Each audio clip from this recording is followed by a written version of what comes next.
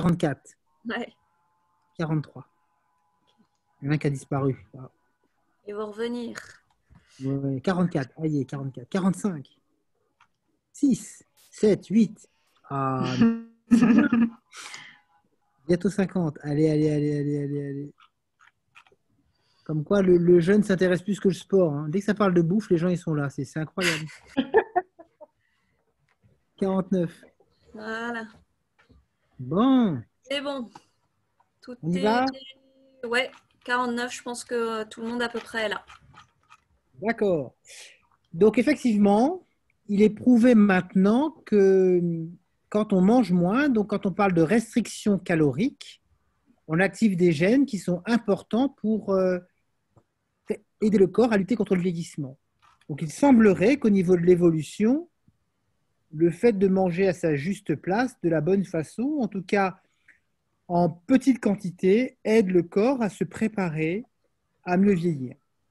Donc la question c'est, est-ce que le jeûne va faire partie de cette possibilité offerte au corps de moins vieillir? Parce que pour le coup, là, c'est pas qu'on mange moins, mais c'est que l'on ne mange plus, en fait.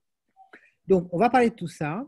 Mais avant d'arriver sur le terrain du jeûne, j'ai quand même des petites choses à vous expliquer. Donc, je vous propose d'imaginer la conférence en 3 étapes. La première chose, on va devoir parler de choses un petit peu théoriques qui posent le cadre de la discussion. Donc, il y a des notions que je dois vous expliquer. Qu'est-ce que l'homéostasie? Qu'est-ce que la régulation? Qu'est-ce que l'interaction? Voilà. Vous allez comprendre des choses très simples et qui vont vous aider de bien comprendre de quoi on parle. À partir de ça, on va parler de comment le corps élimine les déchets de la vie du corps. Donc, on va parler de ce qu'on appelle l'émonction. Et donc, on va faire un tour par la détox. Parce que souvent, quand on parle du jeûne, à un moment donné, on parle de la détox, des monodiètes. Donc, ce sera un moyen intéressant de redéfinir ce qu'on entend par détox. Et derrière, pour finir, on parlera précisément du jeûne, mais vous aurez une bien meilleure compréhension de ce qu'est le jeûne. Si on a parlé de la détox, de ce qu'on appelle l'émonction, et en amont, des conditions d'un corps qui fonctionne bien. Amis réunionnais, c'est parti, accrochez-vous. Nous sommes partis pour 45 minutes d'explications brillantes, je l'espère, de ma part. Allez, je vous embarque. Alors, je vous embarque si je retrouve mon PowerPoint. Voilà, mon PowerPoint est là. Levez un pouce si vous le voyez. Est-ce que tout le monde voit le truc? Ok, merci Renan. Toujours prêt. Merci. Alors, donc tout ce qu'on va voir aujourd'hui, comme je l'explique, en fait, ces conseils que je vous donne ne remplacent pas, bien évidemment, le rôle essentiel du médecin. S'il y a des symptômes ou des pathologies médicales avérées, vous allez voir votre médecin.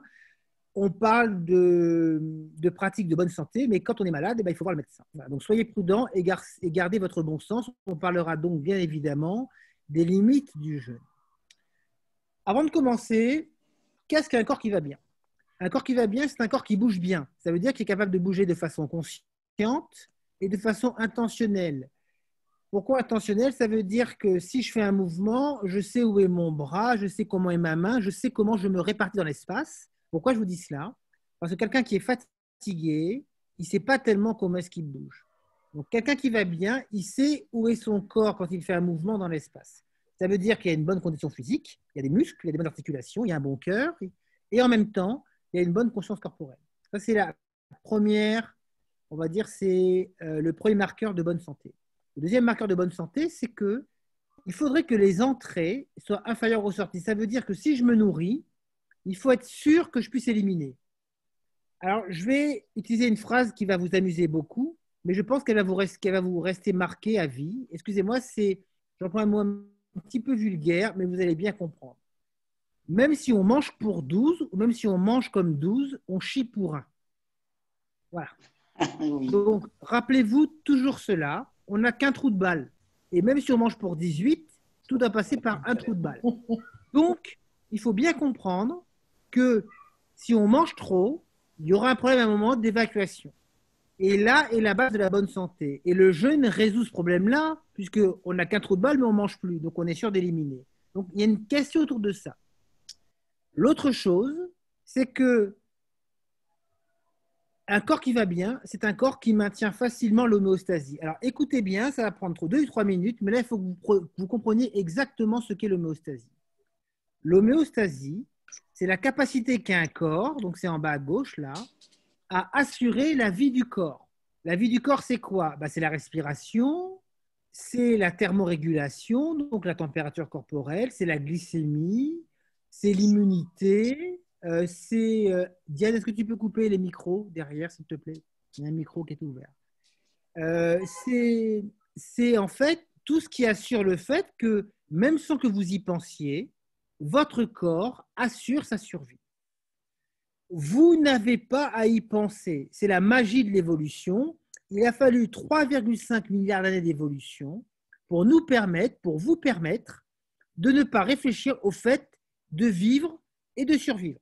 Ça veut dire que quand vous allez faire vos courses, vous ne demandez pas si votre cœur va s'arrêter de battre. Et fort heureusement d'ailleurs, vous ne demandez pas si vous allez respirer. Vous ne demandez pas si vous allez pouvoir aller pisser ou aller aux toilettes. Ça se fait tout seul.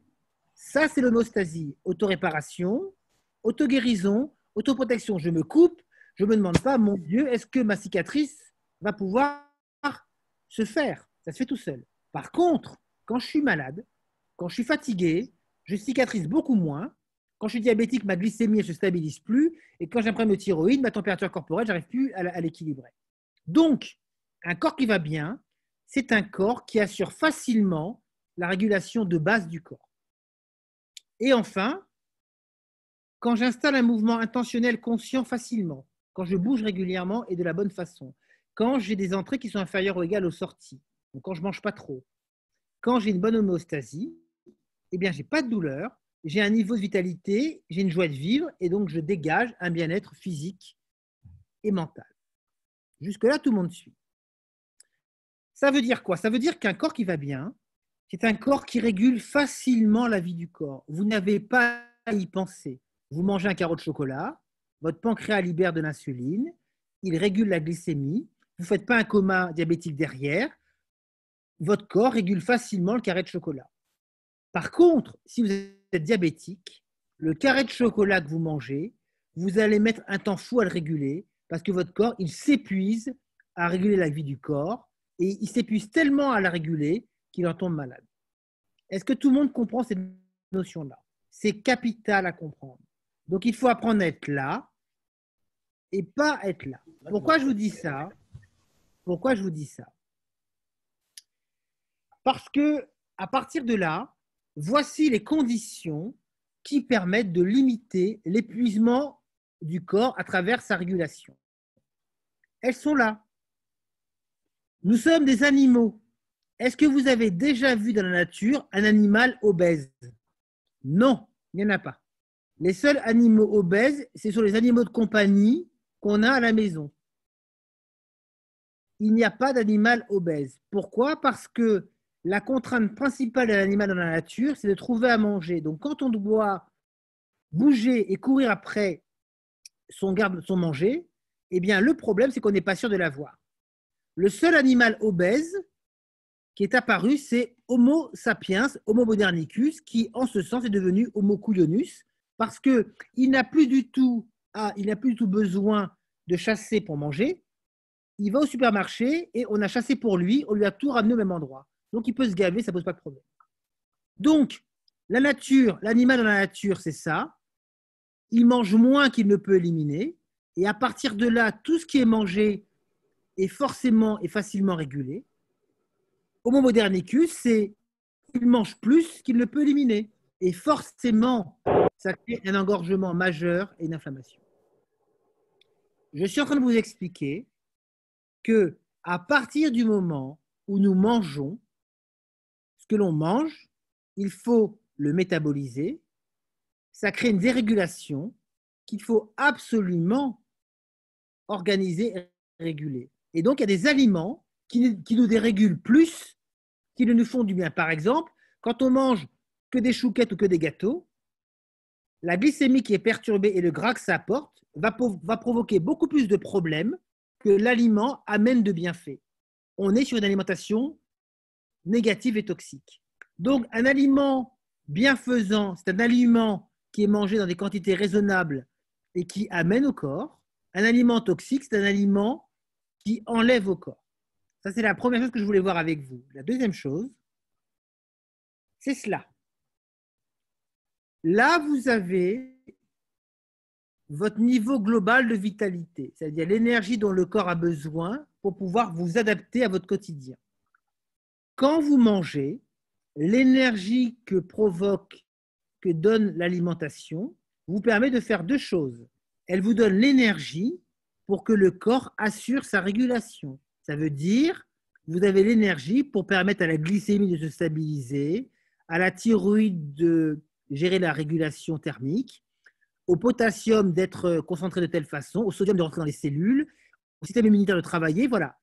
Vous mangez pour assurer la maintenance du corps.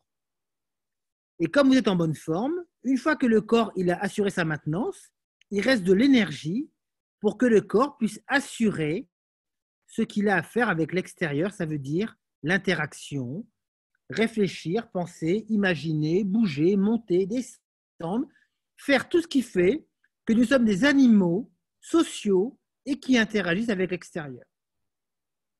Pourquoi je vous dis ça? Ça, c'est quand je suis jeune et beau, ou que je suis un enfant, et que je mange 3 olives, et que je cours comme une gazelle dans la cour. Et quand papa et maman m'appellent pour manger à table, j'en ai marre, je mange 3 bouchées, et je veux aller jouer avec mes copains. Régulation hyper efficace, interaction maximale.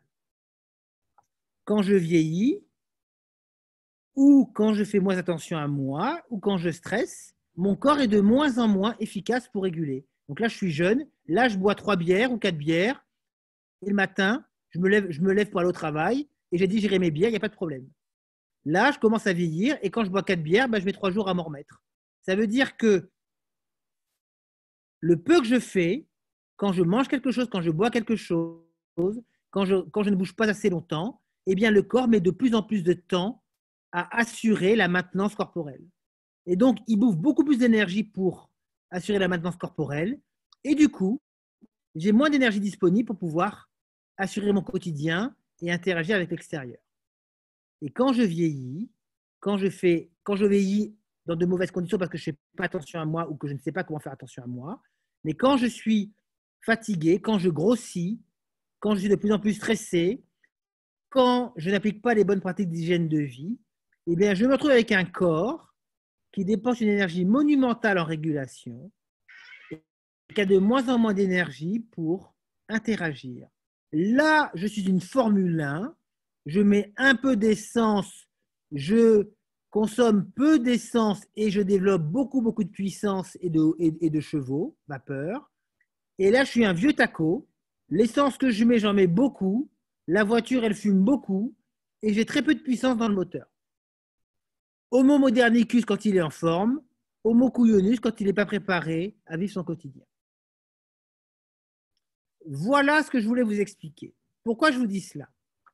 Parce que quand on est là, quand on a une énergie de régulation qui est maximale parce qu'on a un corps qui s'épuise à réguler la vie du corps et qui n'a plus d'énergie pour interagir, eh bien cette dérégulation, qu'est-ce que l'on appelle un feu biologique, qui est dû à cela, qui est dû à la sédentarité, qui est dû au stress, qui est dû à la malbouffe et qui est dû au fait qu'on mange beaucoup plus qu'on élimine. Vous avez là les conditions majeures qui font que nos sociétés modernes vont exploser leurs coûts de santé. On est fait pour bouger, on ne bouge plus. On est fait pour être paisible, on est stressé. On est fait pour manger peu, on mange trop. Et on est fait pour éliminer, mais on mange tellement qu'on n'arrive même pas à évacuer ce que l'on élimine. J'en veux pour preuve que de plus en plus d'obèses américains sont opérés uniquement pour qu'on leur enlève la merde du ventre. Ils ont opéré une dame qui faisait 250 kilos, ils lui ont enlevé 100 kilos de matière fécale parce qu'elle n'arrivait plus à l'évacuer toute seule. Donc, on est vraiment sur le comble de « je mange plus que je ne peux évacuer ». Alors, vous venez de comprendre que le mode de vie moderne, le mode de vie d'Homo modernicus, fait qu'on est arrivé à un moment donné où il a oublié que nous sommes des animaux pensants et que l'animal que nous sommes doit impérativement assurer la survie de l'espèce. Donc ça veut dire que quoi que vous lui fassiez subir, il fera tout pour assurer coûte que coûte son homéostasie, même au point de n'avoir plus d'énergie pour interagir. Ça veut dire quoi? Ça veut dire que quand je suis là, je suis un humain qui bouge, qui interagit, qui est joyeux et qui a envie de vivre. Et plus j'avance par cela, vers ce côté-là, plus je bouffe mon énergie en régulation pour assurer ma survie, moins je suis humain et plus je me transforme en pot de fleurs. Le propre des fleurs, c'est qu'elles utilisent la lumière pour la transformer en énergie, mais elles n'ont pas besoin d'interagir puisque les fleurs ne bougent pas. Là, je bouge et là, j'ai de moins en moins d'énergie pour bouger, donc là, je me transforme peu à peu en pot de fleurs. Là, je suis humain, là, je suis un menhir ou un pot de fleurs.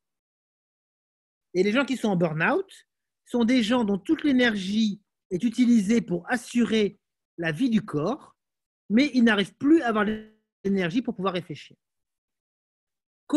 Et ça parce que le corps installe un feu biologique majeur qui est dû à la sédentarité, au stress, à la malbouffe et au fait que le corps n'élimine plus les déchets parce qu'il n'a plus l'énergie pour le faire. Alors on y va.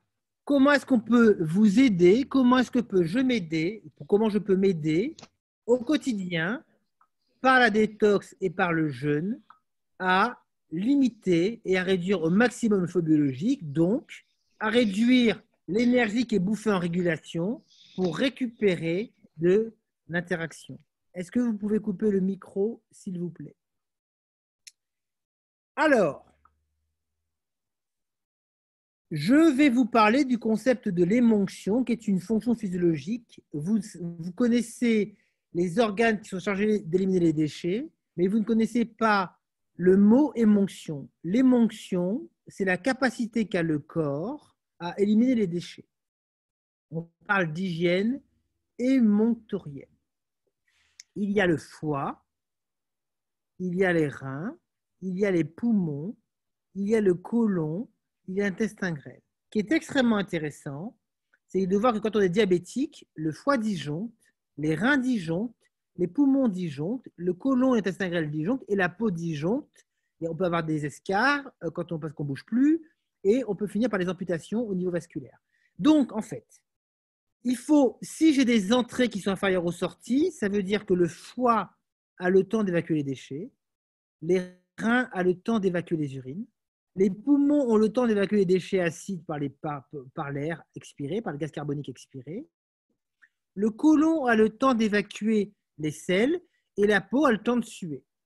Donc, pour être en forme, l'animal que nous sommes doit absolument être en capacité d'éliminer les déchets qu'il introduit dans son ventre, dans sa bouche. Donc, vous comprenez bien que le jeûne est un moyen privilégié, avec la détox, de pouvoir stimuler la capacité émonctorielle du corps. Le foie évacue les déchets par la bile. Les reins, évacuent les déchets par les urines. Les poumons évacuent les déchets par le gaz carbonique. Le côlon évacue les déchets par les matières fécales. Et la peau évacue les déchets par la transpiration.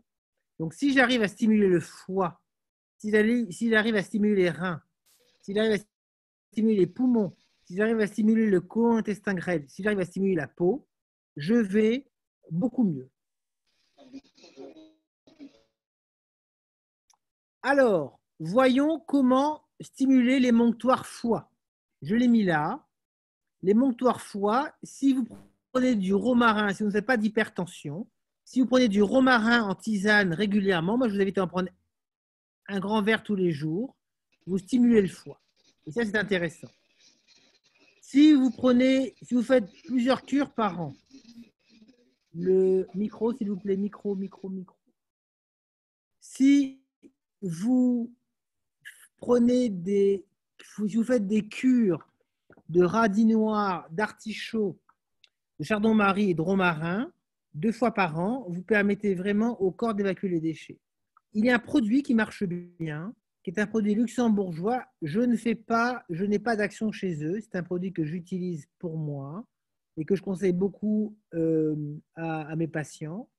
Le Pianto, c'est un produit luxembourgeois qui existe depuis 1946, qui est un concentré de légumes, qui correspond à 32 kg de légumes qui sont cuits tout doucement, qui est un véritable bouillon végétal et qui permet de stimuler la bile en grande quantité.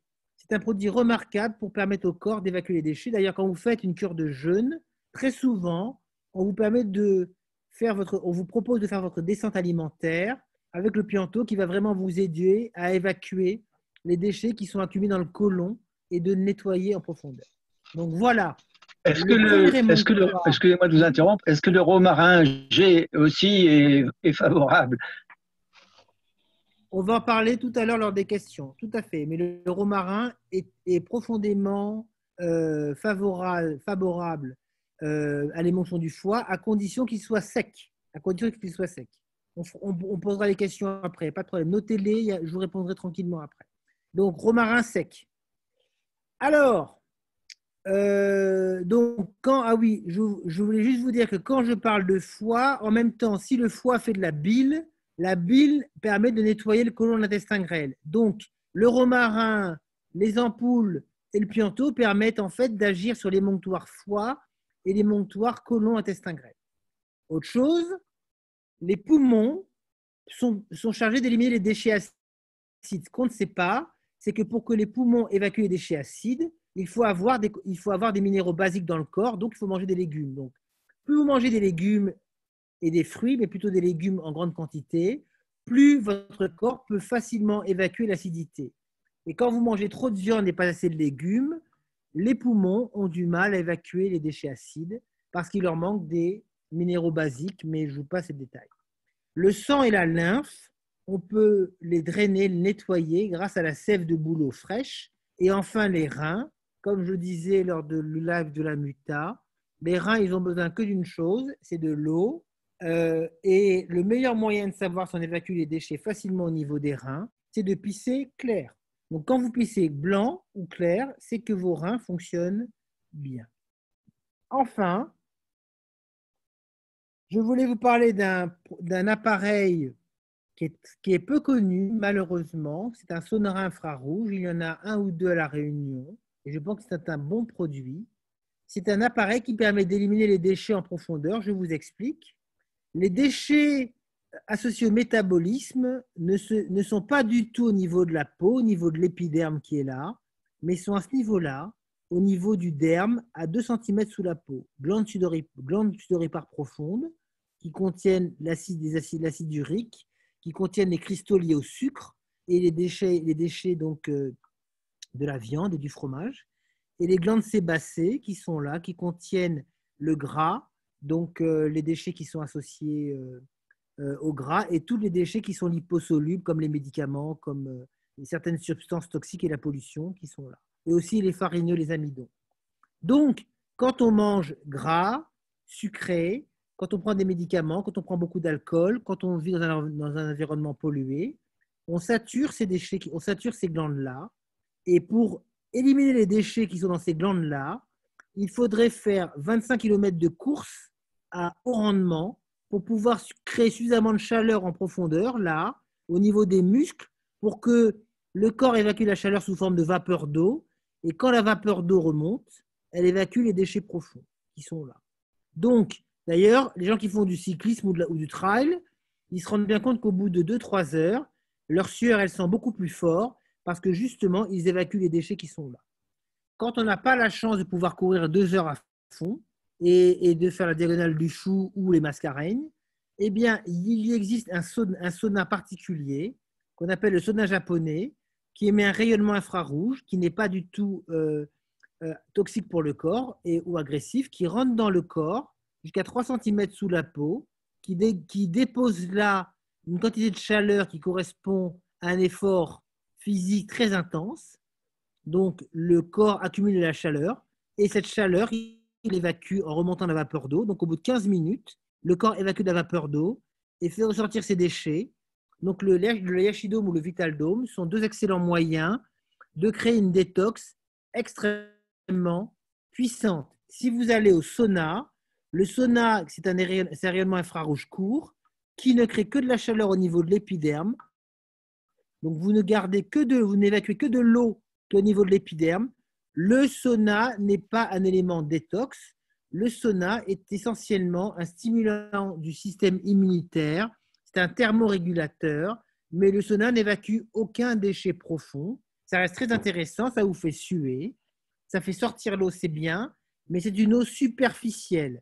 Il n'y a que les saunas infrarouges ou le déchet et Vitaldome qui permettent d'évacuer les déchets profonds. D'ailleurs, on retrouve sur les serviettes des grosses taches noires. Des gens en chimiothérapie vont vous sortir des serviettes jaunes ou vertes, des médicaments qui ont été accumulés au niveau du foie et au niveau des tissus, ou des gens qui fument beaucoup, vous allez retrouver des serviettes qui sentent la clope en grande profondeur. Voilà. Donc là, on a fait le tour des outils détox. La détox, c'est la capacité d'aider le corps à éliminer au mieux les déchets en stimulant ces émonctoires que sont le foie, le côlon, l'intestin grêle, les reins, les poumons et la peau. Donc, j'ai fini le tour de ce qu'était la détox. Je voudrais maintenant vous parler d'une composante importante aussi de la détox, c'est d'avoir un bon microbiote ou une bonne flore intestinale. Alors, la flore intestinale, elle est agressée par les toxines, les polluants, donc les médicaments en grande quantité, l'alcool, le tabac, l'alimentation inadaptée qu'on appelle la junk food ou les édulcorants, le stress bien évidemment, la prise de médicaments comme je vous le disais, antibiotiques, anti-inflammatoires, la ménopause, le vin, le sport intensif et les infections à répétition. Le microbiote est essentiel parce qu'il permet de favoriser la digestion et l'assimilation. Qu'est-ce que c'est que ce truc-là? Eh bien, quand on a un bon écosystème intestinal, on a une bonne flore intestinale de fermentation qui permet de faire une bonne digestion et une bonne assimilation. Je vais vous expliquer ce que c'est juste après. On a un bon mucus et vous allez voir que le mucus est essentiel pour bien digérer, pour bien assimiler ce que l'on mange. Et quand on a une bonne flore et qu'on a un bon mucus, figurez-vous que nous avons un bon système immunitaire. Pour le Covid, le premier moyen, un des moyens importants pour avoir une bonne immunité, c'est d'avoir une bonne flore intestinale. Donc, la première alimentation anti-Covid, c'est le fait de manger des fibres à chaque repas et d'avoir une flore de fermentation de grande qualité. Donc, plus vous mangez des fibres, plus vous êtes en capacité d'avoir un système immunitaire qui va bien répondre à l'agression que peut constituer le Covid. Alors, je voulais vous parler de la digestion et l'assimilation. Vous allez comprendre. Là, vous avez les aliments qui rentrent dans la bouche. Vous avez le train des protéines, vous avez le train des glucides et vous avez le train des lipides. Dans l'estomac, le train des protéines est coupé en petits wagons qu'on appelle les acides aminés. Le train des glucides et des lipides n'est pas coupé dans l'estomac, mais va être coupé dans l'intestin par les enzymes qui viennent du pancréas et du foie et par la muqueuse intestinale qui va participer, qui est la muqueuse de fermentation qui est là, c'est la muqueuse qui digère les fibres. Et tout ce petit monde, les enzymes digestives de l'estomac, plus les enzymes digestives du pancréas et du foie, vont permettre de couper tous les trains en petits wagons unitaires, donc acides aminés, les wagons des lipides, des sucres, des glucides, ce qu'on appelle les sucres, et les wagons des lipides, qu'on appelle les acides gras. Et tout ce petit monde se retrouve dans l'intestin grêle, donc a été digéré. Et parce qu'ils ont été coupés, que les trains ont été coupés en wagons, ces wagons peuvent traverser la membrane intestinale, on parle d'assimilation, se retrouver dans le sang et être distribués aux cellules pour les faire manger, les cellules vont manger ce qui a été assimilé, vont produire de l'énergie et vont libérer des déchets que les organes qu'on appelle les émonctoires vont évacuer. Vous devez comprendre que ce qui est mangé est digéré et ce qui est digéré est assimilé. Jusque-là, ça, vous avez devant les yeux quelque chose qui fonctionne bien, c'est un corps qui va bien. Le problème qui se pose, chers amis, c'est que quand il y a une mauvaise flore intestinale et que je me prends pour une poule, ça veut dire que je n'ai pas compris que j'avais des dents et que je ne mâche pas ce que je mange, ou que je mange comme 12, alors qu'au bout du compte, vous voyez là derrière, je vais chier pour un, eh bien, ce qui va rentrer là va être en tellement grande quantité que les trains ne vont pas pouvoir être coupés en petits wagons. Et donc, je vais me retrouver dans l'intestin avec des morceaux de train. Or, mon intestin n'est pas fait pour voir s'accumuler des morceaux de train. Et mon intestin, quand il voit s'accumuler des morceaux de train, il voit sa flore intestinale se modifier, s'abîmer, au point que la flore de fermentation se dégrade, le mucus se dégrade, et qu'il commence à y avoir un système immunitaire qui déconne. Et à partir de là, je me retrouve non pas avec une bonne flore de fermentation, mais je me retrouve avec un problème important, c'est que ma flore de fermentation se dégrade et j'ai une flore qui est au bout de l'intestin, au bout du côlon, qu'on appelle la flore de putréfaction, qui normalement reste au bout du côlon quand j'ai une bonne flore de fermentation, mais parce que je ne mâche pas, parce que je mange trop, la flore de fermentation étant perturbée et étant dégradée et disparaissant, ma flore de putréfaction remonte et vient coloniser le côlon débutant et l'intestin grêle.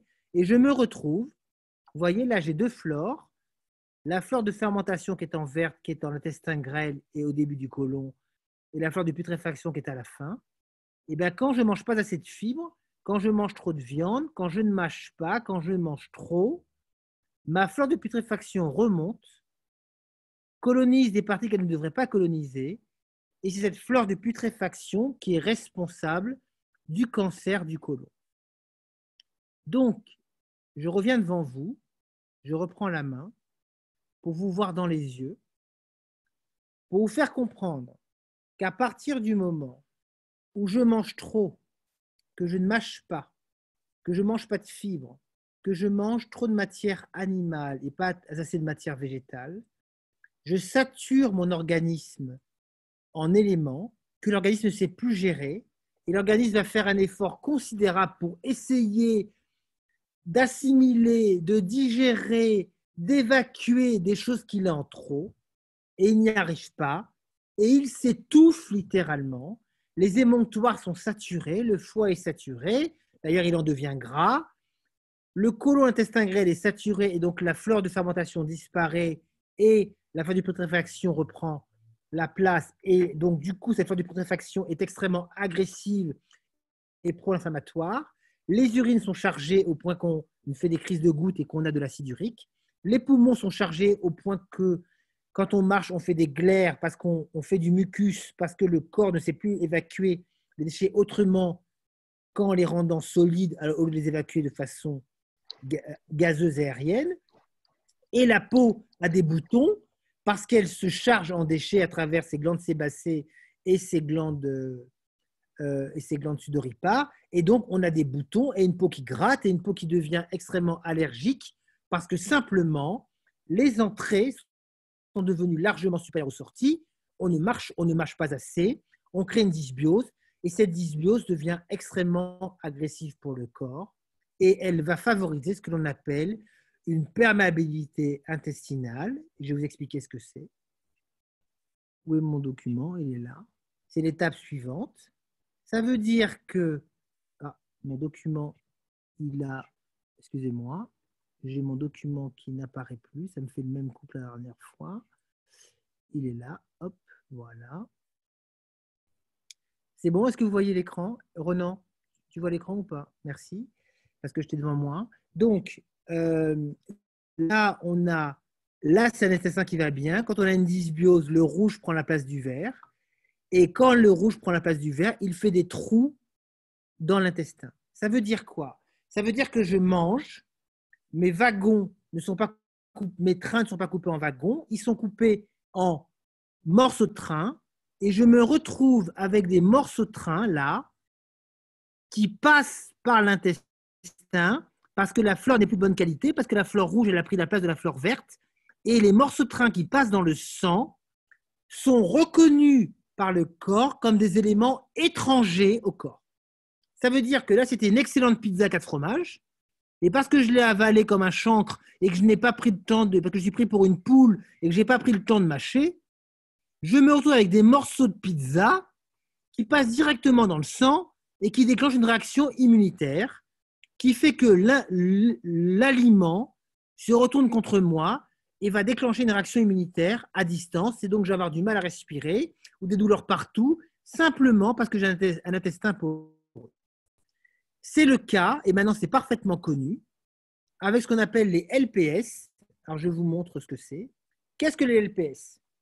Quand vous mangez des acides gras saturés, de la charcuterie, trop de rougail saucisses, trop de viande, trop de junk food, trop de pizza, trop de produits transformés, trop de choses grasses et carnées, les acides gras saturés se mélangent aux bactéries de la flore et produisent des substances qui sont reconnues par le système immunitaire comme étant des substances agressives.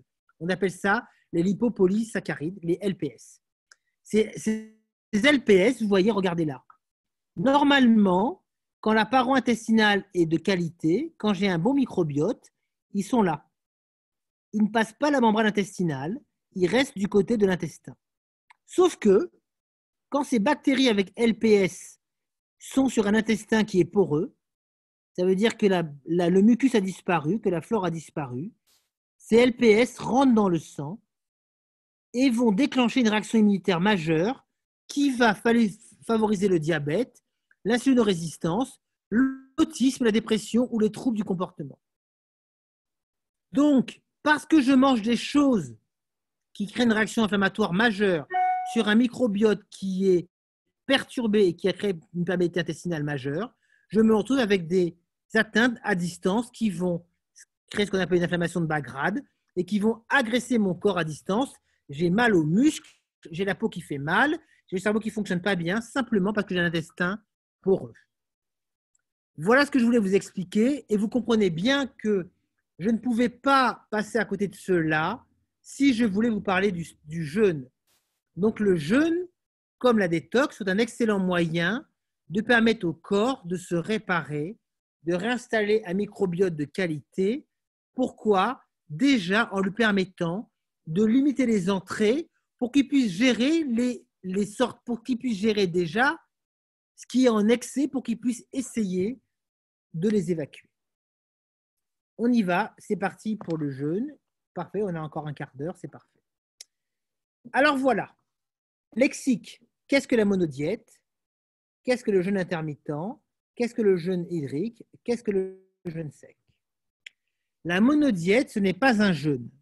La monodiète, ce n'est pas une détox. Mais si ça rentre dans les détox, ça veut dire que je mange un aliment pour que mon corps n'ait à traiter qu'un seul type d'aliment et puisse mettre au repos toutes les autres filières métaboliques. Donc, il va assimiler qu'un type d'aliment. Donc, ça va permettre de mettre au repos les autres en général. Alors, soyons bien clairs, on ne fait pas de monodiète avec des Twix. On ne fait pas de monodiète avec des chouquettes. La monodiète chouquette, ça n'existe pas. La monodiète hamburger, ça n'existe pas. On est bien d'accord. La monodiète baguette ou la monodiète chausson aux pommes n'existe pas. On fait des monodiètes avec des haricots verts, du raisin, des oranges, des pommes. Forcément, c'est beaucoup moins funky. D'accord? Donc, soyons sérieux. La monodiète chocolat au lait à grosses noisettes n'existe pas. OK? Très bien. Ni les glaces BNB, là, ou je ne sais plus comment. OK, donc monodiète, on prend un aliment, on mange que ça. Alors, si vous faites des monodiètes avec des golden, sachant qu'elles sont extrêmement pesticidées, ou du raisin, sachant qu'il est extrêmement pesticidé, vous faites surtout une monodiète de polluants. Donc, faites des monodiètes avec des aliments qui sont peu pollués. Par exemple, monodiète brocoli, c'est pas mal. Le brocoli, rappelez-vous, le brocoli, c'est la vie. Donc, faites des monodiètes brocoli, c'est une très bonne idée, ça. Ou des monodiètes haricots verts, ou des monodiètes éventuellement riz semi-complet. Le jeûne intermittent, on va en parler juste après, c'est je mange sur 8 heures ou sur 6 heures et je jeûne sur 16 heures ou 18 heures. Le jeûne hydrique, c'est je ne mange rien du tout, par contre je bois. Et le jeûne sec, c'est je ne mange rien et je ne bois rien. Je ne parlerai pas du jeûne sec parce que je ne m'y connais pas assez, mais je pense que donc il faut s'y connaître et se faire guider pour cela. Donc je ne parlerai pas de celui-là. Je vous propose de parler du jeûne intermittent et du jeûne hydrique, si vous êtes d'accord. Le jeûne intermittent, c'est quoi? Eh bien, pendant, par exemple, une solution, avant midi, je ne prends rien d'autre que je peux prendre. Alors, vous voyez, là, ils sont gentils. Ils mettent thé au café. Je ne suis pas d'accord. En fait, je pense qu'on prend une tisane, on ne prend pas de café. On prend pas de thé ou on évite le thé. On prend une tisane ou une infusion plutôt. Ou alors, on prend un thé vert qui est profondément antioxydant. En tout cas, plus que le thé noir. On boit un maximum d'eau et on mange rien d'autre. On peut même faire du sport avant, on peut aller courir à petite vitesse, on peut faire du vélo tranquillement, on peut faire des exercices. On fait travailler le corps en mangeant peu, en mangeant rien, sinon de l'alimenter en boisson. De 12 heures à 20 heures, vous voyez, je mange de tout avec un maximum de légumes, plus que des fruits, des poissons gras, des légumes verts, des œufs, des oléagineux, oui, du pain, mais du pain, on privilégie le régime méditerranéen, du pain complet, de la viande en quantité normale. On ne charge pas, en tout cas, on privilégie les grains, les céréales, les légumes plus que les grains et les céréales, un peu de viande, du poisson et des légumes en grande quantité pour les antioxydants. Et à partir de 20 heures, on arrête de manger. Donc, on fait 2 repas par jour, c'est pas mal. Et on jeûne sur 12 heures on va dire de 16 heures à 18 heures ou de 14 heures à 18 heures. Voilà, ça c'est le jeûne intermittent. Je vous l'ai remis aussi comme ça, donc j'ai pris ces documents sur Internet, vous voyez. De 19 heures à 11 heures ou de 19 heures à midi, je ne mange pas. On appelle ça le fasting. Et j'ai une fenêtre d'alimentation qui est raccourcie. Ça, c'était le jeûne intermittent. L'intérêt de cela, si en plus je fais du sport là, c'est que je fais une pierre deux coups, c'est que non seulement j'apprends à mon corps pendant des heures et des heures à ne pas avoir d'entrée en sucre, donc il va devoir apprendre à déstocker. On est à un endroit où on sait beaucoup plus stocker que déstocker. D'ailleurs, il y a des personnes qui sont en surpoids, qui ont 10, 15, 20 kilos de trop, et pourtant quand elles arrêtent de manger, elles n'arrivent plus à mobiliser leur graisse. Pourquoi? Parce que leur graisse est tellement habituée à être alimentée dans le sens du stockage qu'elle ne sait plus déstocker. En gros, toutes les graisses ne se ressemblent pas. Donc, le fait de faire du jeûne et de faire du sport à jeun le matin, du vélo à jeun, même chez soi, sans manger, ça oblige le corps à comprendre qu'il sait stocker, mais il doit aussi apprendre à déstocker. Les animaux dans la nature, les animaux qui jeûnent, qui hibernent, ils font des réserves et ils savent déstocker. Nous, on sait faire les réserves, mais on sait de moins en moins déstocker. Donc, c'est intéressant de comprendre qu'un corps qui va bien, il sait stocker, mais il sait déstocker. Homo sapiens, Homo modernicus, qui est devenu Homo cuionus, il sait surtout stocker, mais il sait de moins en moins déstocker. Maintenant, on va parler du jeûne hydrique et les régimes cétogènes. Vous allez comprendre qu'il y a un lien entre le jeûne hydrique et les régimes cétogènes. Voilà ce qui se passe quand vous jeûnez. Là, vous avez carbohydrates, c'est les glucides. Kétones, c'est les cétones, on va voir ce que c'est les corps cétoniques. Et les protéines. Vous avez 3 courbes. Voici la courbe des glucides, voici la courbe des corps cétoniques et voici la courbe des protéines. Quand vous jeûnez, c'est-à-dire que là, voilà, pendant 5 jours, je mange, là, et là, je commence mon jeûne. Sur les 3 premiers jours, qu'est-ce qui se passe? Les glucides qui sont stockés dans les graisses, dans le foie et dans les muscles vont être consommés. Ils sont surtout consommés directement au départ dans le foie et dans les muscles. Vous voyez donc le taux de glycogène, donc qui est la façon dont les glucides sont stockés. Le taux de glycogène hépatique et musculaire, qui est là, chute drastiquement dans les 3 premiers jours du jeûne. Donc, je me retrouve avec un foie qui se vide et des muscles qui se vident. On pourrait se dire, mon Dieu, je vais mourir. Pas du tout. Le corps va s'adapter au fait qu'il ne va plus prendre ses réserves de sucre dans le foie et dans les muscles. Qu'est-ce qu'il va faire? Il va déjà commencer par prendre ses réserves de sucre dans les muscles. Et effectivement, il va utiliser ce qu'on appelle des acides aminés glucoformateurs. Donc, les acides aminés qui sont les wagons des protéines. Il va dégrader du muscle et il va associer ces muscles pour en faire des glucides. Et vous voyez d'ailleurs, dans les 3 premiers jours du jeûne, quand on monte sur la balance, on dit « Ah, génial, j'ai perdu du poids ». Il y a une chute de la masse musculaire sur les 3 premiers jours du jeûne qui sont là. Et en même temps qu'on perd de la masse musculaire, peu à peu, le corps commence à oxyder les graisses, mais plus par les cellules normales, plus par les cellules musculaires, plus par les cellules hépatiques. Il va utiliser le cerveau et peu à peu, il va brûler les graisses par le cerveau pour en faire un composé biochimique particulier qu'on appelle les corps cétoniques, qui vont venir peu à peu remplacer les sucres qui sont tombés au niveau du foie et des muscles. Et ces corps cétoniques vont venir être produits par le cerveau pour devenir le principal carburant du corps. Et donc, les corps cétoniques vont prendre la place du glycogène. Et donc, le corps va basculer des sucres qui étaient les sucres qui étaient stockés dans le foie et dans les graisses pour les remplacer par des sucres qui vont être produits par le cerveau, qu'on appelle les corps cétoniques. Et à partir de là, il se passe un petit miracle, c'est que le corps... Attendez, je branche mon ordinateur. Hop, vite fait. Excusez-moi. Le corps va venir trouver dans les corps cétoniques le moyen de réguler la glycémie et au miracle, il va arrêter la fonte musculaire. Il va donc épargner les muscles, qui veut dire que les 3 premiers jours du jeûne, on perd de la masse musculaire.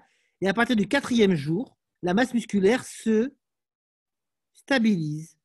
Donc, on se retrouve avec une glycémie qui est stabilisée, non pas grâce aux réserves du foie et des muscles qui n'existent plus, mais une glycémie qui est stabilisée parce que le corps produit un sucre de substitution qu'on appelle les corps cétoniques, d'où le fait qu'on parle des régimes cétogènes, qui sont des régimes qui amènent que du gras et des protéines et qui permettent d'avoir une autre façon d'avoir du sucre. Quel est l'avantage de ça?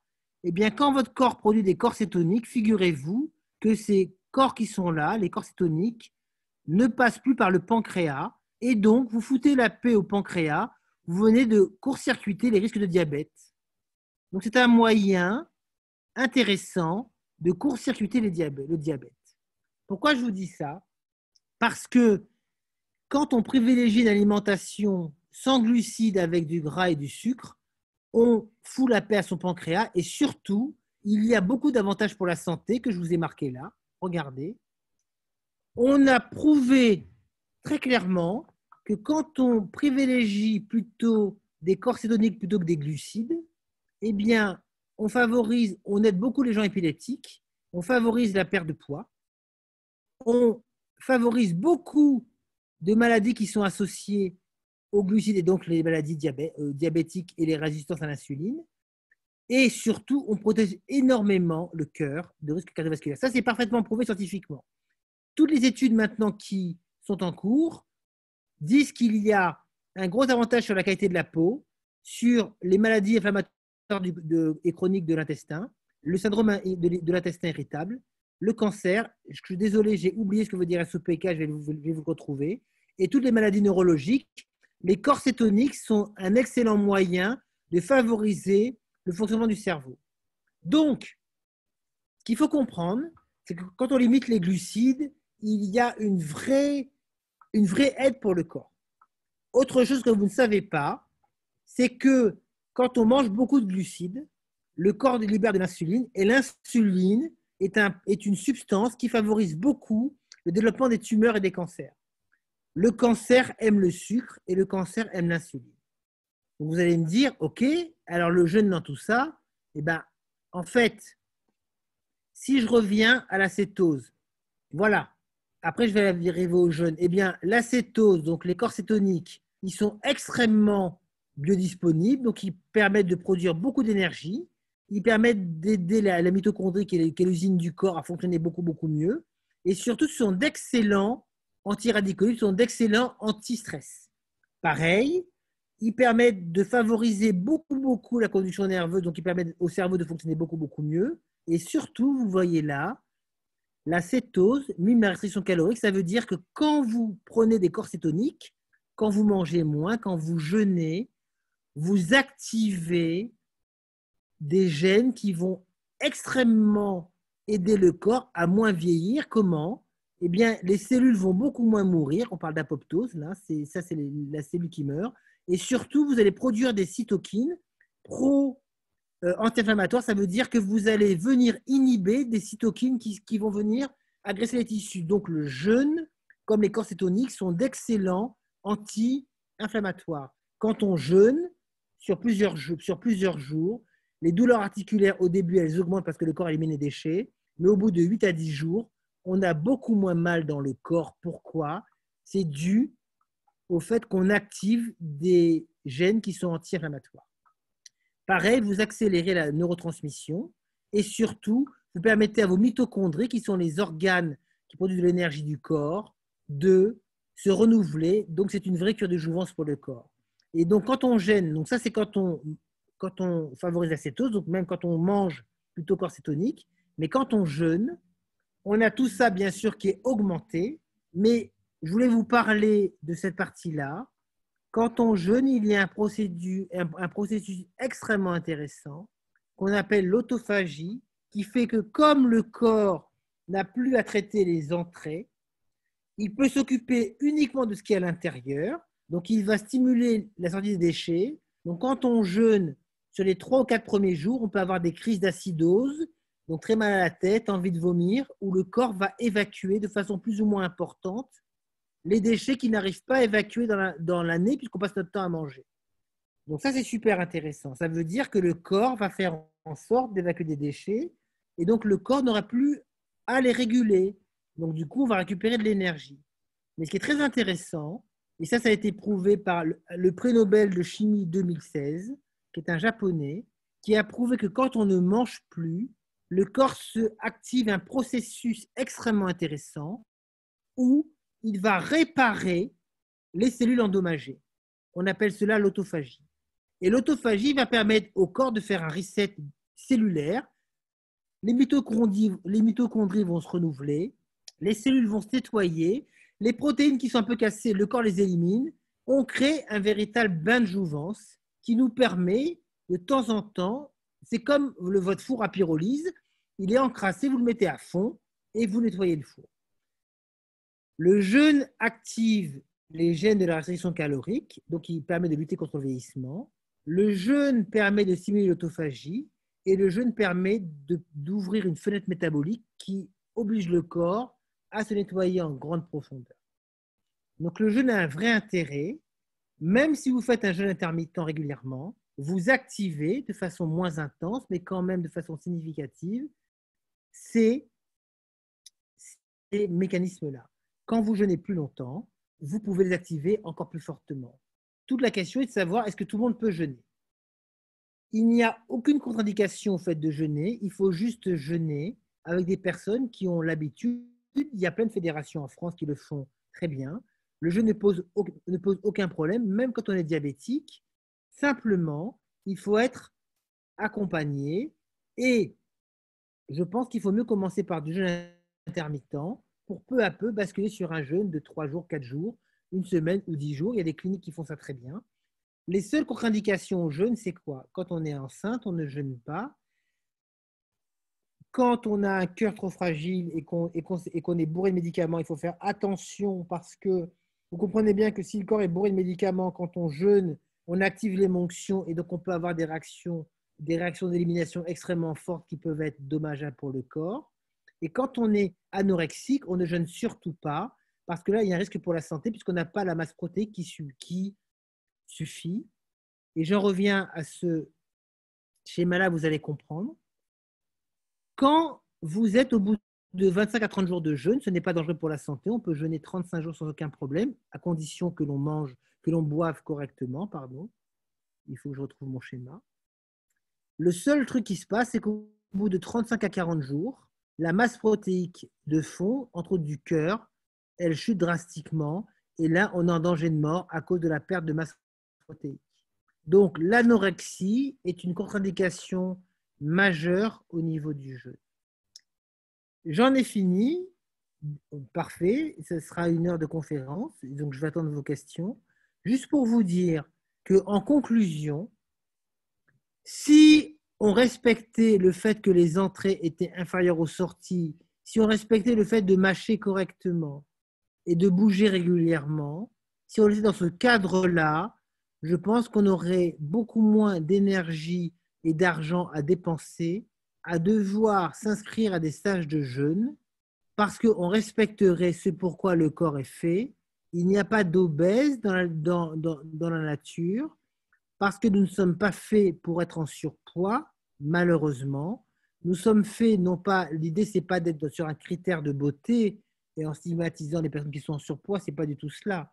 On est fait pour avoir un corps qui arrive à réguler facilement les entrées parce qu'il est capable de les éliminer facilement. Le problème, c'est que nos vies modernes sont des vies de gavage. On est gavé de sons, on est gavé de bruit, on est gavé de toxines, on est gavé de médicaments, on est gavé de sédentarité, ce qui fait qu'à un moment donné, l'organisme doit gérer plus d'entrées que de sorties. Et ce mécanisme-là nous oblige à nous reprendre en main et à un moment de décider de manger moins pour aller mieux.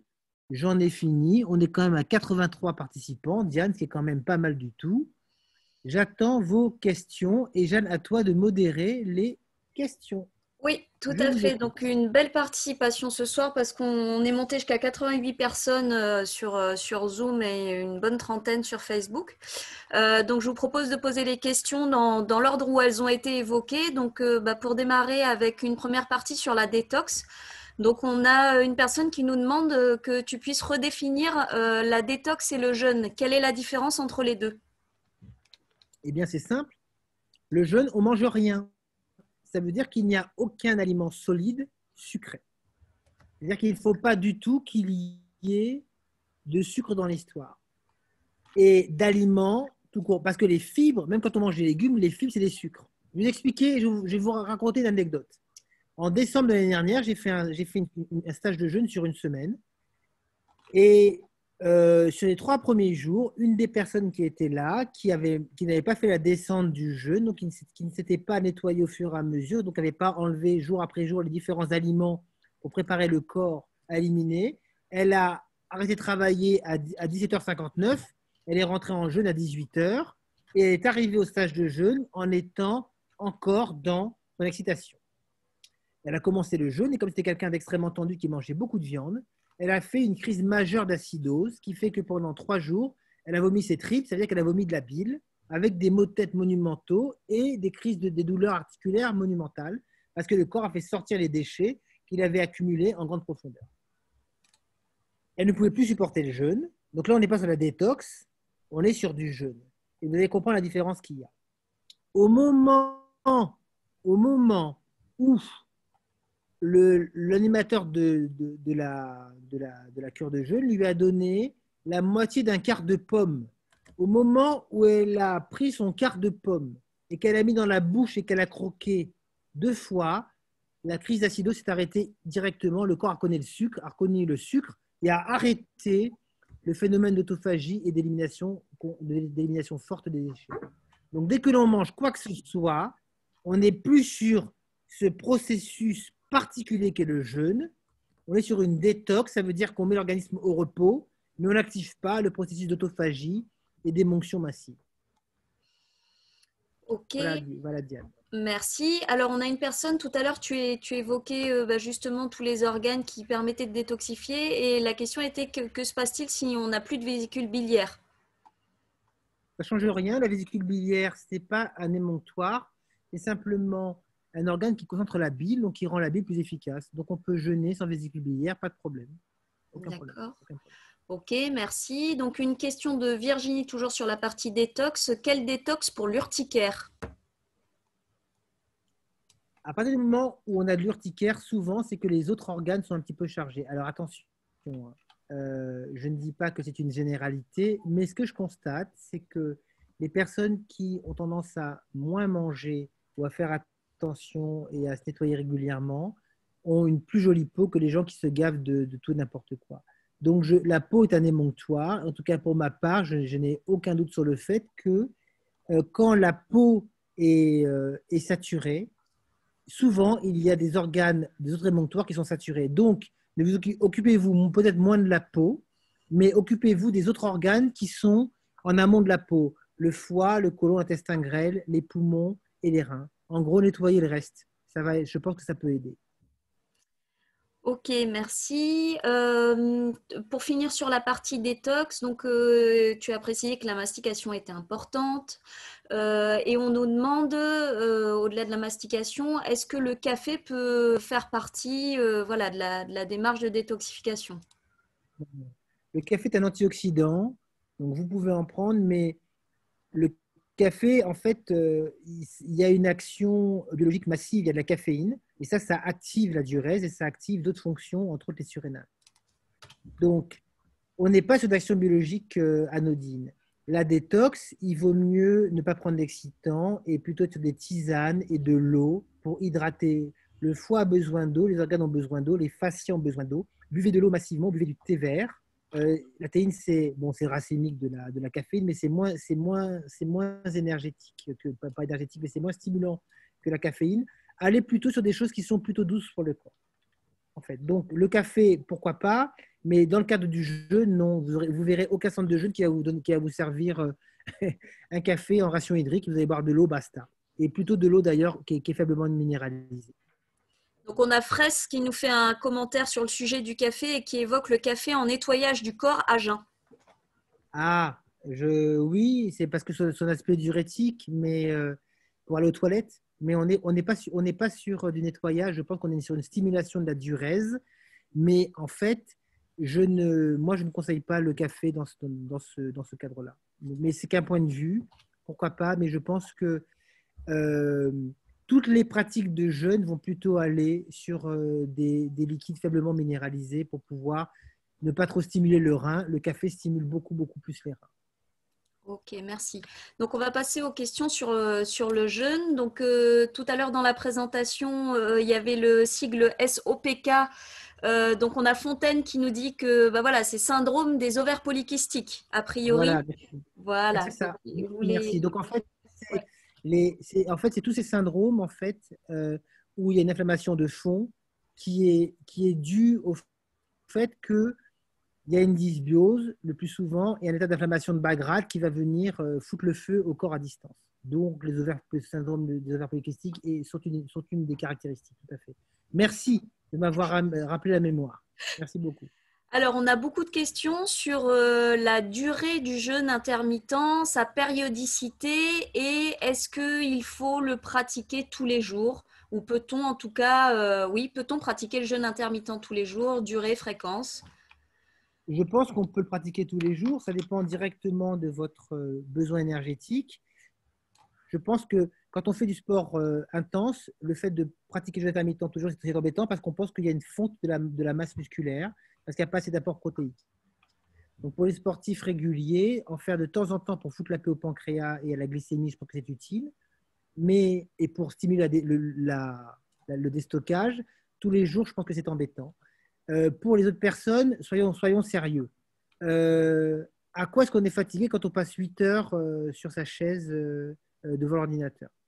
Donc, manger 3 repas par jour, quand on prend sa voiture, qu'on ne monte pas les escaliers, qu'on reste assis sur sa chaise toute la journée, je pense qu'on mange beaucoup trop. Et je pense que 2 repas par jour, avec une fenêtre de tir, on fout la paix au corps, je pense que c'est tout à fait imaginable et concevable. Moi, pour ma part, je fais ça tous les jours depuis des années. Je mange 2 repas par jour. Et je m'en sens très bien, mais bon, c'est mon point de vue. En tout cas, ce que je pense, c'est que quand on voit l'état des finances publiques en termes de santé, quand on voit ce que les gens se mettent dans le bec, quand on voit les rayons, les caddies au supermarché, quand on voit les conséquences du diabète, et de l'obésité et du surpoids, quand on voit la consommation d'anti-inflammatoires et quand on voit ce qui coûte à la Sécu des pathologies liées à l'inflammation qui sont essentiellement des pathologies de surcharge, je pense que le jeûne intermittent devrait être introduit plus souvent, mais surtout si les gens commençaient à mâcher et à laisser autant au cerveau de comprendre ce qu'est la faim et l'arrêt de la faim, la gréline et la leptine, qui sont des hormones essentielles dans la faim et dans la satiété, aurait le temps de se mettre en place. On mangerait beaucoup, beaucoup moins, on aurait des assiettes beaucoup, beaucoup moins grosses et on ne serait pas là aujourd'hui à se demander s'il faut arrêter de manger pour se sentir en bonne santé. Commençons par manger et mâcher, à poser ses couverts entre chaque bouchée. Vous mangerez beaucoup moins et vous mangerez beaucoup mieux. Et le jeûne intermittent va s'imposer de lui-même parce que quand on fait une activité physique sportive intense, quand on fait une grosse sortie en vélo, quand on fait un truc qu'on s'est bien dépensé, qu'on se sent bien derrière, on a beaucoup moins faim. Quelqu'un qui bouge régulièrement, il a beaucoup moins faim. D'ailleurs, les enfants, ils bougent beaucoup, ils mangent beaucoup moins. Les adultes, ils mangent beaucoup, mais ils ne bougent plus du tout. Donc, regardez vos enfants, chopez-les à table, vous avez plus de monde. Les adultes, eux, ils sont à table. Ah, pour manger, ils mangent. Mais par contre, ils ne bougent plus. Donc, posez-vous la question. Je pense que ça ne pose aucun problème de le faire tous les jours. Et puis, si ce n'est pas tous les jours, et ben de temps en temps, ça peut vous faire que du bien. J'ai fini sur ma tirade sur le jeu. Je m'énerve tout seul derrière mon ordinateur. Ah, alors, du coup, on a Laure qui pose la question, enfin voilà, faire du sport à jeun, est-ce qu'il n'y a pas de risque de malaise? Oui, Laure. En fait, je comprends votre question et c'est souvent une question qu'on me pose. Mais c'est quand même le drame de notre civilisation. Quand on sélectionne les troupes d'élite dans l'armée, est-ce que vous pensez, Laure, qu'on leur fait faire des arrêts pâtes de fruits tous les quarts d'heure avec des arrêts chouquettes pour leur donner des forces? Est-ce que vous pensez qu'on leur met un petit sac dans le dos et qu'on les fait marcher si possible en descente avec des arrêts massage tous les quarts d'heure? Non. En fait, on les empêche de dormir, on leur met un gros sac dans le dos, on les fait monter des grosses côtes pendant des heures et des heures. Et on leur apprend à taper dans leur réserve. Vous prenez quelqu'un qui est en surpoids, vous l'empêchez de prendre son petit déjeuner le matin à base de pain blanc, ou de pain de mie ou de céréales. Vous l'empêchez de manger, pourtant elle a 20 kilos de trop. Vous lui faites faire 3 minutes de vélo à jeun, effectivement, elle tombe dans les pommes parce qu'elle a une glycémie pourrie. Ça s'appelle le prédiabète, ça s'appelle la résistance à l'insuline. Donc soyons sérieux, on peut faire du sport à jeun sans mourir ni tomber dans les pommes. Si on tombe dans les pommes en faisant du sport à jeun, je ne parle pas de monter l'Everest à un cloche-pied, je parle de pédaler normalement, d'aller courir tranquillement. Si vous tombez dans les pommes à jeun parce que vous n'avez pas mangé, donc parce que vous n'avez pas mangé, c'est que vous avez une glycémie pourrie et que l'animal que vous êtes, il est fortement perturbé.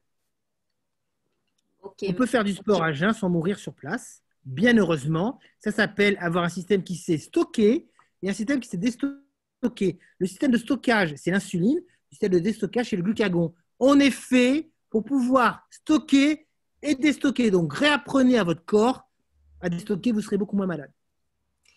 Alors, on a toujours sur l'activité physique, on a Virginie qui nous demande si les activités physiques de type HIIT sont possibles pendant le fasting.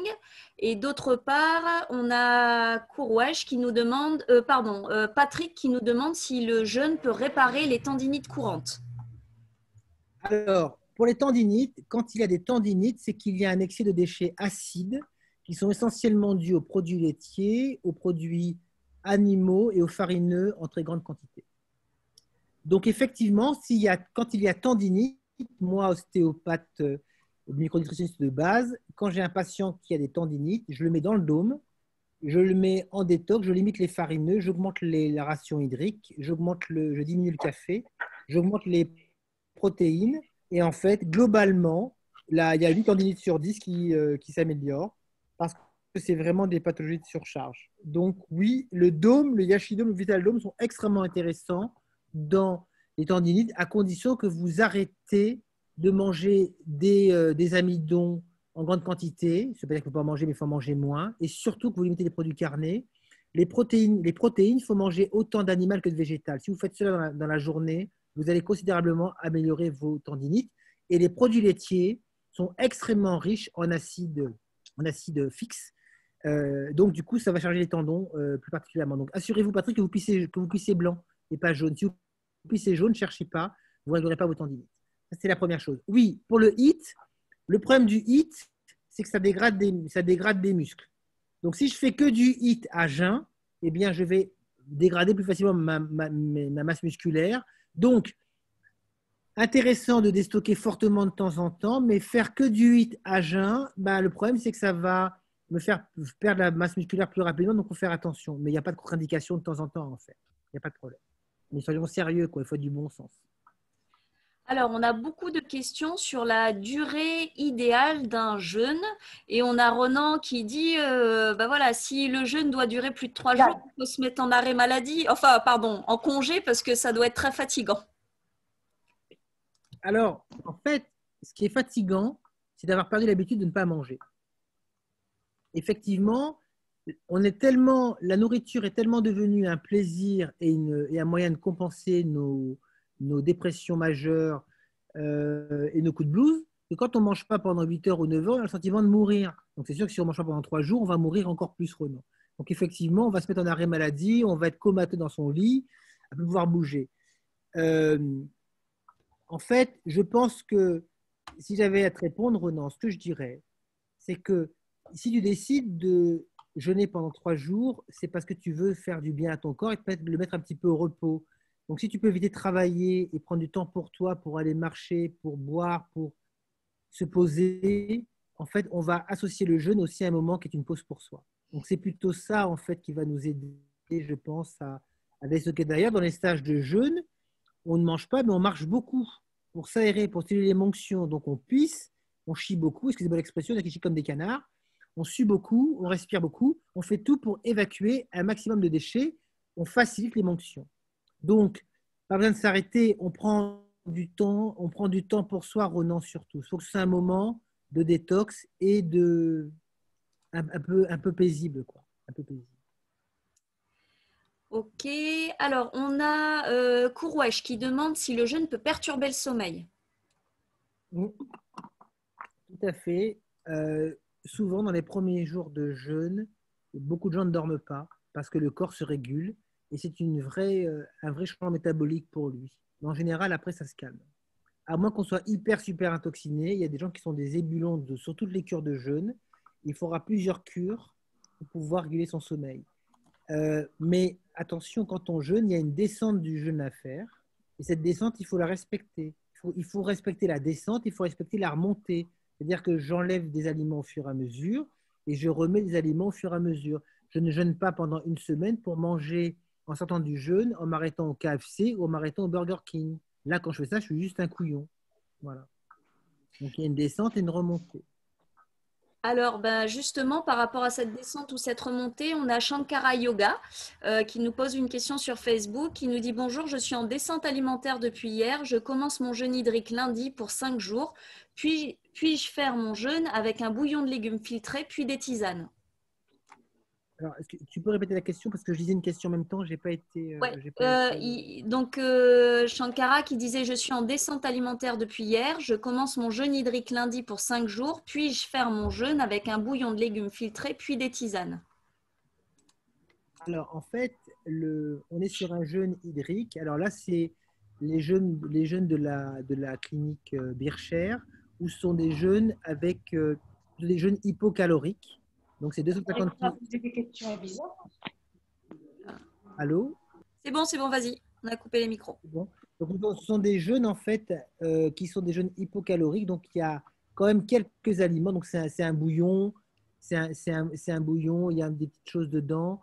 Alors en général, en jeûne, on mange du bouillon. Mais il faut vraiment que ce soit un bouillon qui soit super filtré. Donc, je disais qu'il y a une clinique allemande où là, on a une soupe très légère où il y a un petit peu d'apport. On peut tout à fait faire un bouillon avec de la tisane. Et là, si c'est un bouillon bien filtré, on est vraiment dans les conditions du jeûne hydrique, tout à fait. À partir de lundi, ça va comme ça. Tout à fait. Ok, merci. Donc, on a Marie-Rose qui nous dit si on a la maladie de Gilbert, donc sans gravité, mais des symptômes très inconfortables dans le quotidien, il est a priori déconseillé de jeûner. Dois-je malgré tout insister et combattre le mal par le mal ou éviter tout jeûne? En fait, je ne sais pas ce qu'est la maladie de Gilbert. Donc, si la personne qui a posé la question peut me le dire. D'accord, très bien. On redemandera la précision. Virginie demande au bout de combien de temps l'autophagie se met en action? L'autophagie commence dès qu'on passe les 12 heures à 14 heures. Donc, en fait, c'est une petite autophagie, mais en fait, dès que l'on pratique le jeûne intermittent, le corps commence à s'auto-réparer. Mais par contre, ça veut dire limiter les stimulants au maximum, donc que des tisanes ou des choses qui sont peu stimulantes pour les reins, il faut foutre la paix, et pas de fibres du tout et pas de sucre du tout. C'est vraiment important. L'autophagie, ça veut dire je n'avale rien d'autre. Je ne stimule surtout pas l'insuline. Surtout pas. D'accord. On a Lamoli qui nous demande est-ce que les végétariens peuvent jeûner? Ah ben, moi, je suis végétarien, la molly et je jeûne, ça pose aucun problème. Pourquoi les végétariens ne pourraient pas jeûner la molly? Autre question qui nous avait été posée à l'issue de la dernière conférence par Adine. Elle nous demande, bah voilà, est-ce que par rapport aux monodiètes, est-ce qu'un diabétique de type 1 peut ne pas consommer de glucides et si oui, bah, comment est-ce qu'il adapte son traitement? En fait, c'est là où ça demande vraiment d'aller voir des gens qui ont l'habitude. Donc, je ne veux pas apporter a priori, il n'y a pas de problème, mais en fait, il faut vraiment se faire accompagner par des gens qui ont l'habitude de cela. Donc, il faut le faire en relation avec les médecins. La clinique Vircher, donc, qui est une clinique allemande, a l'habitude de ça. Donc, il faut vraiment, dans ce cas-là, aller vers des gens qui ont l'habitude et qui ont toutes les moyens de mesure qu'il faut pour vous accompagner. Donc là, c'est autant un diabétique de type 2, ça pose beaucoup moins de problèmes, autant un diabétique de type 1, donc insulinodépendant, il faut là être accompagné par des gens qui ont l'habitude de cela. Maintenant, pour les végétariens, en fait, être végétarien, ce n'est pas du tout un problème. Le risque, c'est simplement la question de la B12, qui est essentielle pour la neurotoxicité et pour la toxicité cardiaque. Il faut avoir de la B12. Donc, si on a de la B12 régulièrement, et si on a un apport protéique via les protéines végétales suffisant, qu'on soit végétarien ou qu'on soit non végétarien, ça ne pose aucun problème. Par contre, les végétariens, à mon sens, jeûnent plus facilement parce qu'en général, à moins que ce soit des végétariens qui sont ce qu'on appelle des lacto-végétariens ou qui se bourrent de produits laitiers, et là, ils vont avoir une cause acidose massive. Mais si sur des végétariens, on va dire, quoi que ouais, s'ils ne se bourrent pas se bourrent pas de protéines animales, ils auront moins de problèmes parce que quand on se bourre de protéines animales, c'est là qu'on a une crise d'acidose majeure. Donc, les gens qui mangent beaucoup, beaucoup de viande et qui font des jeûnes, en général, s'en sortent beaucoup plus mal sur les 3 premiers jours que les végétariens. Ok, alors on a Patrick qui nous demande comment reprendre l'alimentation après un jeûne. Alors, en fait, là, Patrick, il faut voir sur Internet, mais il y a c'est très bien fait. Il y a plein de blogs sur les jeûnes qui vous expliquent les descentes et qui vous expliquent les remontées. En fait, ce que je peux vous dire, c'est qu'on on va enlever en premier tous les aliments azotés, donc les protéines, donc à J plus 5. À J-5, on enlève en premier les protéines et on descend petit à petit pour enlever en dernier les légumes. Et on remet en premier le bouillon, les légumes, et on met les oléagineux, le gras et les glucides au fur et à mesure pour finir par, à J plus 5, par les protéines. Donc les protéines, on les enlève en premier et on les remet en dernier parce que c'est ce qui demande le plus de boulot au rein, ce qui demande le plus de boulot au corps à éliminer. Ok, merci. Donc on a Céline qui nous dit jeûner, oui, mais on dit que le corps a une mémoire et qu'il va à nouveau stocker après. Oui, alors on nous parle beaucoup, beaucoup de cela. En fait, j'ai envie de dire à Céline que c'est tous les problèmes de riches, en fait. C'est-à-dire qu'on est tellement gavé, on est tellement gavé qu'effectivement, le corps a tendance à... Alors, bon, je reprends. En fait, effectivement, au niveau de l'évolution, comme on était soumis à des disettes, le corps a pris l'habitude de pouvoir faire des réserves tant qu'il est temps. C'est pour ça qu'on a cette tendance à se gaver de choses quand les choses nous plaisent. parce qu'on pense effectivement que c'est un reste archaïque des moments de disette que l'on avait eu à affronter. Donc effectivement, le corps a tendance à stocker. Mais c'est là où la façon dont on va jeûner, Céline, va être importante. Si on ne fait que jeûner en étant toujours étranger à l'effort physique, ne faites pas de jeûne si vous ne bougez pas.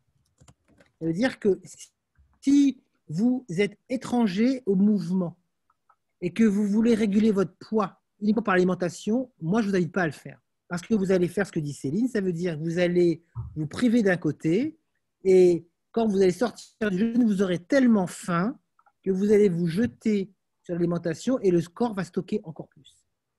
Il faut, à mon sens, introduire une pratique de jeûne intermittent si on en a le besoin ou de jeûne quand le corps est habitué au mouvement et à réguler sa glycémie à travers l'activité physique et le fait de bouger régulièrement.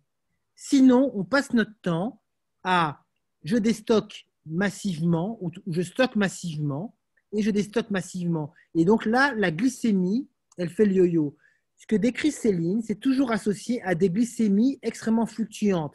Ma glycémie, elle monte quand je me gave et quand je ne me gave plus, ma glycémie, elle plonge, donc du coup, j'ai faim, je tiens sur la volonté et quand je mange, j'ai tellement faim que je reprends à fond. En fait, quelqu'un qui est habitué à une activité physique régulière, il a une glycémie stable, il est capable de faire du sport à jeun. Et je pense que le bon marqueur pour savoir si je peux commencer à jeûner de façon intermittente, c'est être capable de pratiquer l'activité physique à jeun.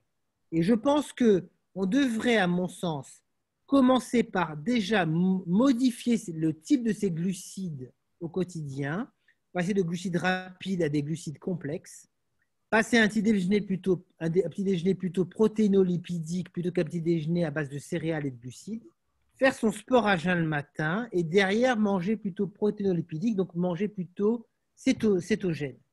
Et quand on a pris l'habitude de faire du sport à jeun sans mourir, sans faire un malaise, et derrière de manger plutôt du fromage et des protéines, et peu à peu derrière de manger des crudités, en fait de faire une révolution alimentaire, à partir de là, on peut rentrer dans le jeûne intermittent de façon progressive. Et là, il n'y a plus le problème de stockage et stockage. Le corps, il a pris l'habitude de faire avec le stockage et le déstockage. Il a appris à stocker comme à déstocker. Mais ce qui se passe, c'est que je mange n'importe quoi. Je me bourre de sucre. Je ne suis pas en capacité de faire le moindre effort physique à jeun. Quand je fais un effort physique, d'ailleurs, je suis en manque de sucre, donc je bouffe du sucre derrière. Et je veux faire un jeûne dans un contexte où ma glycémie n'est pas calée. Là, effectivement, Céline, je vais avoir tendance à stocker encore plus. Donc, n'allez pas dans le jeûne si vous n'avez pas déjà modifié vos glucides, introduit du protéinolipidique, introduit des légumes de plus en plus souvent. En gros, on n'y va pas comme ça, on ne joue pas à l'apprenti sorcier. Le jeûne intermittent doit non pas être un moyen de perdre du poids, mais doit s'inscrire progressivement dans une bonne pratique d'hygiène de vie que l'on apprend à faire.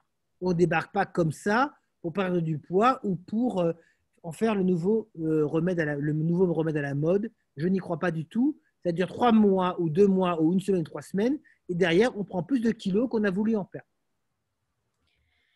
Merci. Alors, il nous reste 3 questions. Allez, 4 questions.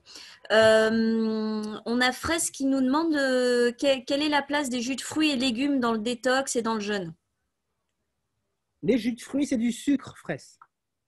Donc, si vous voulez faire une détox à base de jus, c'est le meilleur moyen de saturer le pancréas et de libérer de l'insuline. Donc, on arrête les conneries avec les jus de fruits. D'ailleurs, l'ANSES les a mis en soda.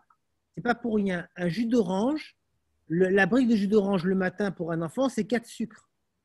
Les jus de fruits, ce n'est pas de la détox. Ce n'est pas de la détox. C'est du sucre. On ne jeûne pas, on ne fait pas la détox avec des jus de fruits. Quand on fait des smoothies, et quand on met 2 bananes, 3 oranges, ainsi de suite, on mange des fruits comme un orang-outan pour 3 mois, quoi. Donc, à un moment donné, il faut arrêter de penser que les jus de fruits, c'est de la détox. La détox, c'est des jus de légumes et pas des jus de fruits. On met un petit quart de pomme pour avoir un petit goût sucré, mais la détox, ce n'est pas du jus de fruits. Ça, c'est super important. La détox, c'est des jus de légumes et ce n'est pas des jus de fruits. Les smoothies, ce n'est pas la détox, c'est que du sucre en barre. Et le meilleur moyen de se faire un foie gras, buvez du soda, buvez des jus de fruits, vous ferez un bon foie gras. Ça marche très bien. La détox, ce n'est pas des jus de fruits. Je m'énerve. Donc, même si ce sont des jus de fruits qu'on se fait soi-même. Mais ça change quoi? Ça reste du sucre. Mhm. Ça reste du sucre. L'ANSES a rangé les jus de fruits dans les sodas. Les smoothies, ils sont obligés maintenant de marquer le nombre de fruits qu'il y a dans un smoothie. Quand vous donnez un smoothie à votre enfant, vous lui tirez une balle dans le pied en termes de glycémie. Catastrophe. Si vous voulez tuer votre enfant le matin, c'est simple. Vous lui faites pain de mie Nutella, un bon jus d'orange et puis un verre de lait. Ben là, il partira à l'école en marchant pas droit. Et à 10 heures, comme il sera en hypoglycémie, ben vous allez lui chouler des princes. Vous êtes des parents indignes quand vous faites cela. Bon, c'est pour vous stressez un peu. Hein. Faites comme vous pouvez. Mais en tout cas, les enfants, vous ne les aidez pas quand vous leur filez du jus d'orange en brique le matin. Vous voulez les aider? Ben, qu'ils mangent un fruit entier, qu'ils mâchent. Ils ont des dents, ce n'est pas des poules. Et quand on mange une demi-orange, eh bien, on mange beaucoup moins de sucre quand on prend 3 oranges pressées qui constituent la brique de jus d'orange.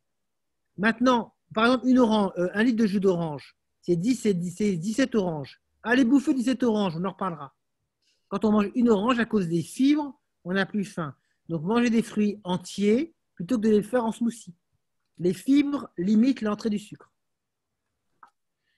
Ok, merci. Donc tout à l'heure, tu as évoqué le fait que si on prenait beaucoup de médicaments, il fallait faire attention. Donc est-ce que quand on prend plusieurs médicaments, est-ce qu'on peut faire une détox ou un jeûne dans certaines conditions? Oui, mais on y va doucement. On y va doucement. Parce que le foie a une fonction xénobiotique, donc il gère tous les déchets, les médicaments. Et quand on fait un jeûne, on a une sortie massive des déchets par le foie, par la bile, et donc il y a beaucoup de gens malades. Donc il faut faire attention. Là, il faut aller voir des professionnels qui vous aident dans ce sens. D'ailleurs, il y a beaucoup de détox médicamenteuses qui se font comme cela. Mais le problème, c'est que, par les antidépresseurs, quand vous faites une détox, eh bien, le taux d'antidépresseurs dans le sang, il chute. Donc, du coup, il peut y avoir des phénomènes de manque importants. Il faut faire attention. Ok. Donc, je vois une question, excuse-moi, Pour le sur lavement? mon écran. Non, pas ça. Je vois autre chose, mais j'y pense tout de suite. Bien sûr qu'on peut sauter le petit-déj et manger 2 repas, donc 13 heures et puis le soir. Mais on peut aussi prendre le petit-déj et le repas de l'après-midi et sauter le soir. L'idée, c'est d'avoir une fenêtre métabolique de 14 à 16 heures, en fait, ou de 16 à 18 heures. Donc l'un ou l'autre, c'est pas gênant. En fait. Écoute, Tout à fait, c'était la question de sort. Ensuite, on a donc Coco Smiley qui demande est-ce que le lavement est-il conseillé en fin de jeûne? Alors, comment vous dire? Si vous avez jeûné, je vous assure que vous n'avez plus rien à caguer en fin de jeûne. Non, là, il n'y a plus rien du tout. Normalement, quand la descente elle est bien faite, et ce que vous prenez au début du jeûne, ce que vous évacuez, vous avez le sentiment que vous allez vous auto-évacuer quand ça marche bien. Donc en fin de jeûne, on chie de l'eau, c'est tout, mais il n'y a rien qui sort par là.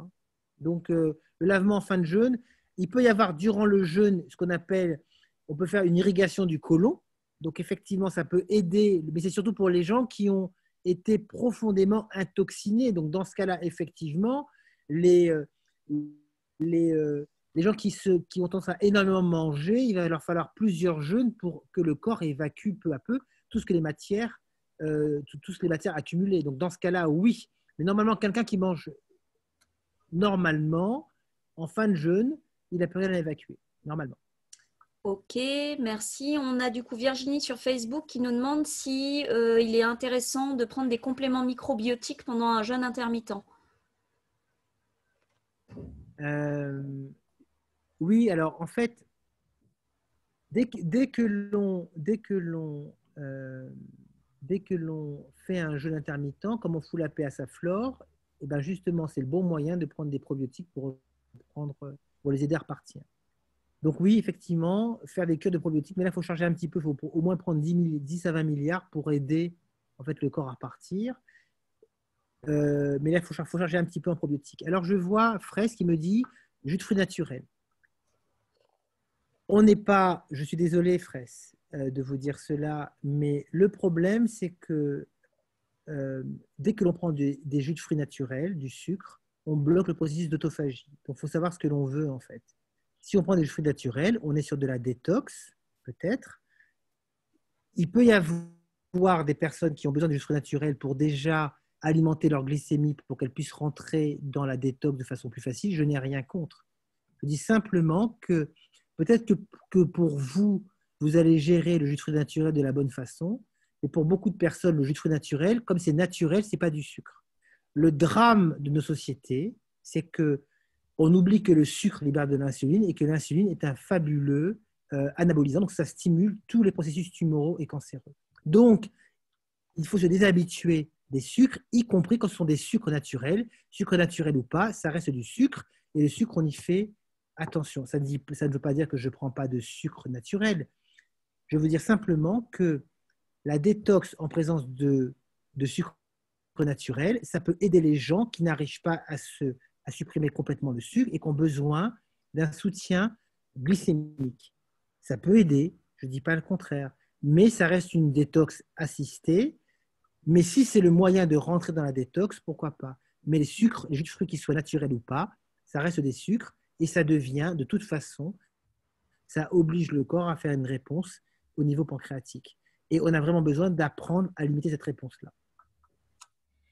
Ok, et donc, en reprise de jeûne, légumes et fruits sans fibres, en reprise de jeûne, effectivement, on peut relancer le processus métabolique et le processus glycémique par des jeûnes, par justement des jus de fruits très dilués pour réapprendre le corps à repartir. Tout à fait. Tout à fait.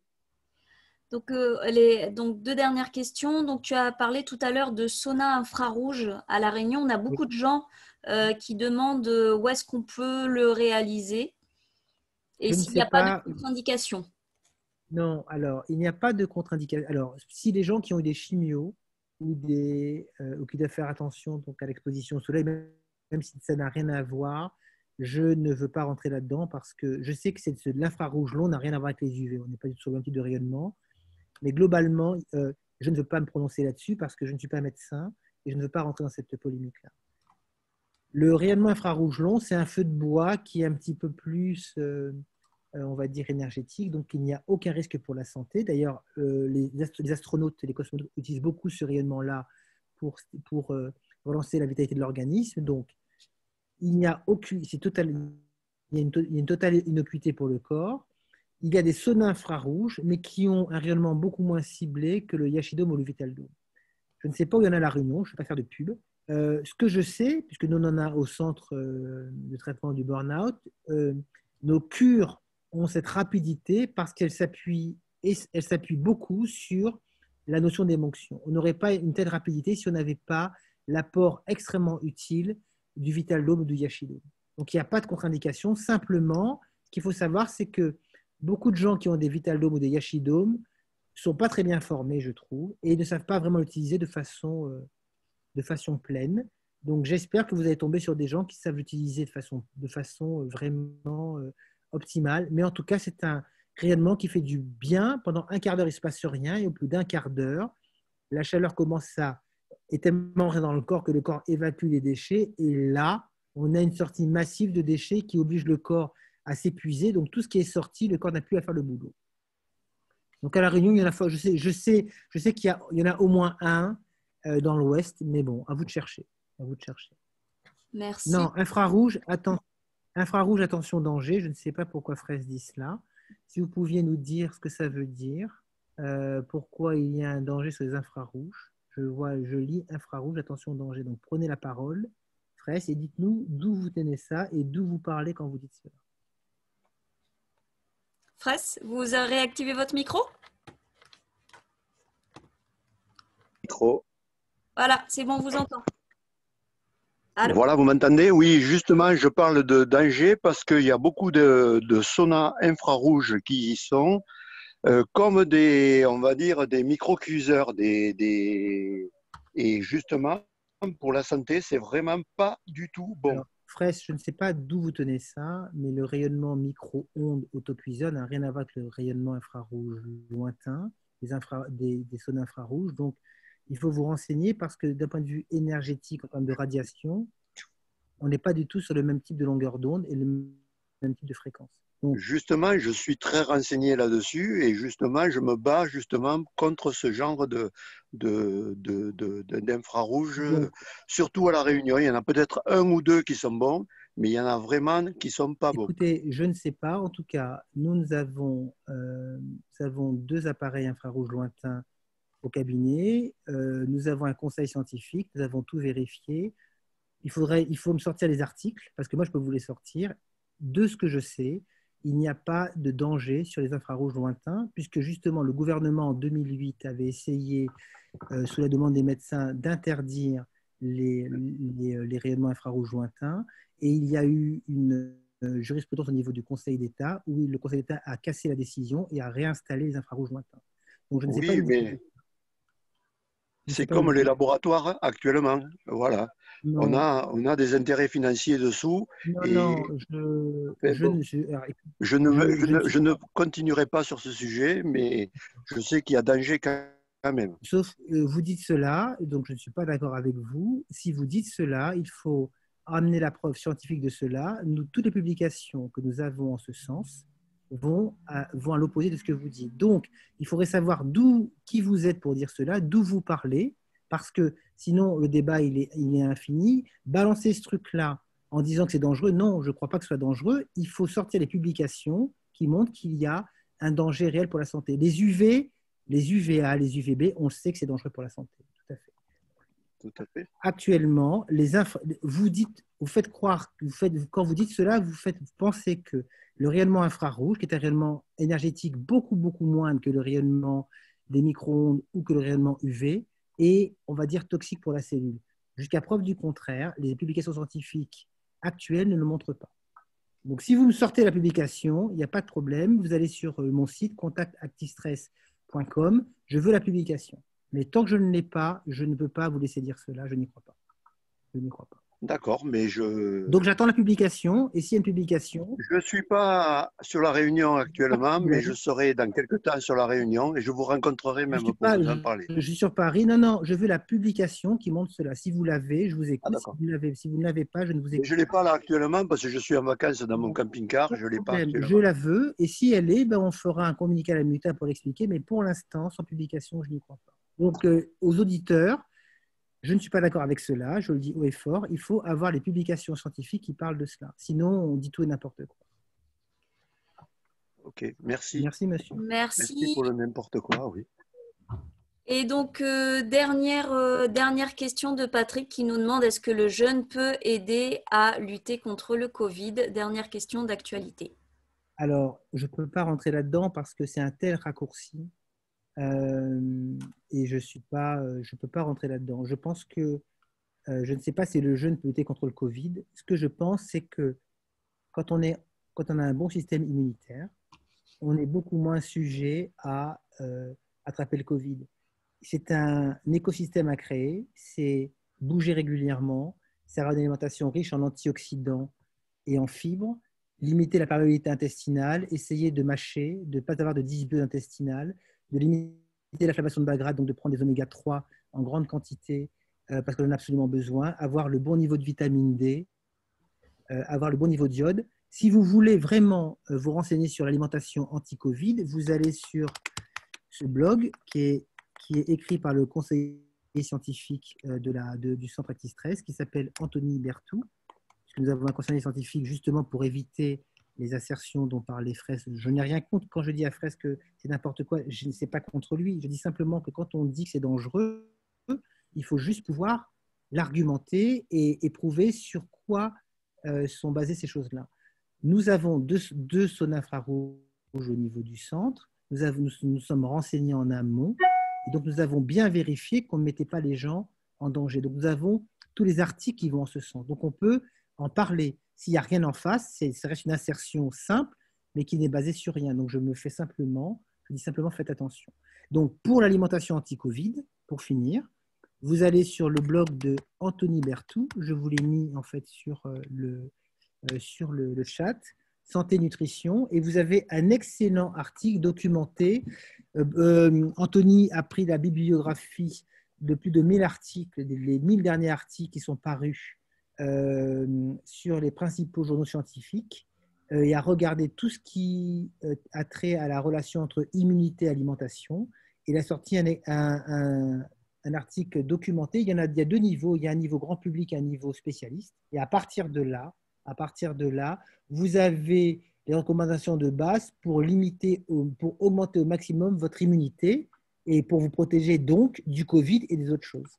Mais dire que le jeûne est l'arme anti-Covid, franchement, je ne me lance pas là-dedans. Je sais pas que je n'y crois pas ou je n'y crois ou j'y crois, je ne me lance pas dedans. Je pense qu'il y a d'autres choses à faire pour pouvoir se battre contre le Covid que de jeûner. Très bien, je vous propose de clôturer là-dessus. Voilà, un petit mot de la fin peut-être, Monsieur Rivière, Lionel, pour clôturer cette... Je pense qu'on aura encore beaucoup de questions qui vont arriver et qu'on traitera a posteriori avec Lionel via la page Facebook. Et voilà, je vous propose de clôturer pour ce soir. Didier, que veux-tu dire? Dis-nous.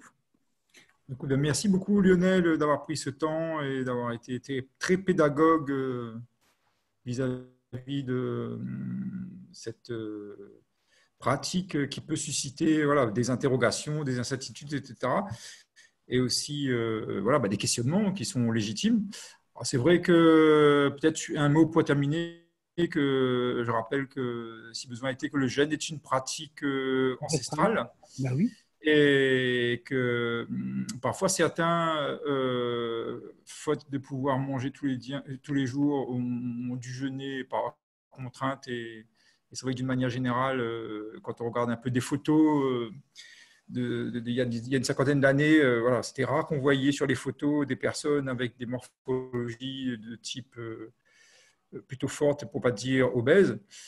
Et c'est vrai que bien entendu, moins manger, c'est un bien manger et manger la quantité qu'il faut aujourd'hui, c'est un sujet qui concerne tout le monde, dont tout le monde a le souci. Et après, à chacun aussi de trouver aussi d'adapter cette pratique en fonction de ses besoins. Et je retiens notamment une idée phare, c'est que c'est important de se faire accompagner par des personnes qui ont une expérience, et notamment, c'est d'autant plus important quand on souffre de certaines pathologies ou quand on a des interrogations et qu'il ne faut pas se lancer là-dedans à l'aventure en essayant d'expérimenter, parce qu'on risque d'avoir des contre-coups et de vivre une mauvaise expérience et de confondre le jeûne et les conséquences d'une mauvaise pratique, alors que ce n'est pas le jeûne qui est en cause, en fait. C'est comme tout. Il y a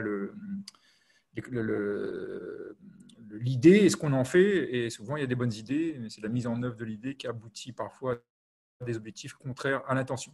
Sur ce, je vous souhaite une bonne soirée. J'aimerais dire un truc, Didier. Merci à tous d'avoir été présents, d'avoir écouté avec attention, d'avoir contribué, d'avoir posé des questions. C'est un encouragement pour nous à continuer. Puis je vous dis à bientôt et à la prochaine. Didier, j'aimerais juste te dire quelque chose pour finir. Je t'en prie, vas-y. En fait, ce que tu dis est très, très intéressant. Parce qu'en fait, je vous répète, le jeûne intermittent, le jeûne hydrique, ce n'est pas la panacée. Commencez déjà par mieux mâcher. Commencez par mettre plus de fibres.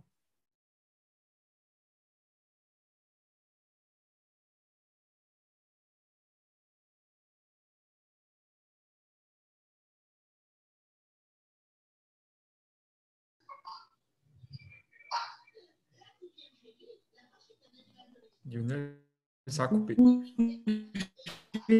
Si vous bougez plus,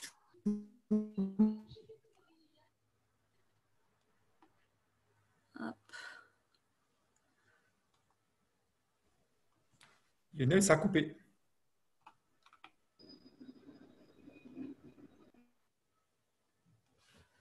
vous m'entendez? C'est bon? Oui, c'est bon, Lionel, vas-y. Bon, pardon, je disais que, en fait, commencez par bouger, mais ne commencez pas à restreindre l'alimentation si vous n'avez pas commencé à bouger avant. Si vous ne bougez pas et que vous commencez à charger l'alimentation, qu'est-ce qui va se passer? Vous allez y aller à la volonté. Quand on bouge, on a moins faim. Quand on bouge, la glycémie, elle est plus stable. Et quand la glycémie est plus stable, du coup, derrière, on mange beaucoup mieux, plus facilement. Donc, d'abord, vous commencez par bouger plus et après, vous commencez l'alimentation. Mais ne faites pas le contraire. Vous n'y arriverez pas sinon. En effet, on vient du mouvement. Et parce que l'on bouge, du coup, on mange pour pouvoir amener de l'énergie. Mais commencez par bouger et après, vous réglez votre alimentation. C'est ça le mot de la fin. Et après, jeûnez si vous en avez le besoin. Mais commencez par bouger. Merci à tous.